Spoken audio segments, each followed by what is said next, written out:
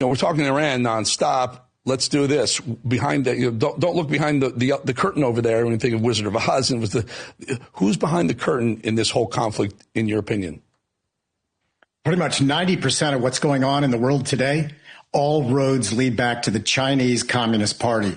We're talking WEF, Minneapolis riots, Venezuela, taking out the drug cartel chief, Iran, all of those roads lead back to China. So don't be distracted with the war of the month. The biggest war is the war that you're currently in, and it's called unrestricted war, and you and your family are on the front lines with the Chinese Communist Party. Casey, I'm old enough to recall the original axis of evil. I think it was Iran, Iraq, and North Korea. George Bush coined that term. Maybe the only smart thing he ever did. Sorry, I digress. The new axis of evil: Iran, China, Russia. China holds all the cards there, don't they? Actually, the grand puppeteer is the Chinese Communist Party. Underneath them is Russia, Iran, Pakistan, North Korea, Venezuela, drug cartels. And underneath Iran, they manage the terrorist organizations for the CCP. So again, all roads lead back to the CCP. That's what's going on. And that is the biggest fight that's going on. So don't be confused with all the chaos. All this chaos is designed by the enemy to keep you off your feet while you lose your freedom forever.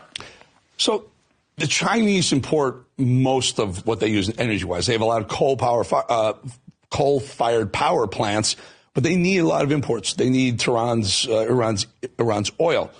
Is this really messing with them? Or is there oil? I know oil is being sold below market value to the Chinese by the Iranians because of the sanctions, but does this disrupt all of that too, this war?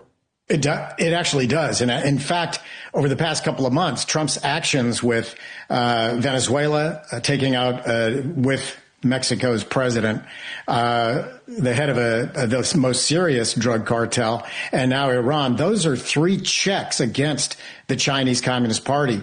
And for the past 30 years, the Chinese Communist Party has been allowed to expand their global aggression to take over the free world, unchecked by any of our administrations. And finally, there's an administration that steps up and says, okay, enough's enough. We're going to put you in check. So this definitely harms the Chinese Communist Party. It cuts off a large chunk of their fuel, their oil, and their natural gas, which is certainly something that they need to survive.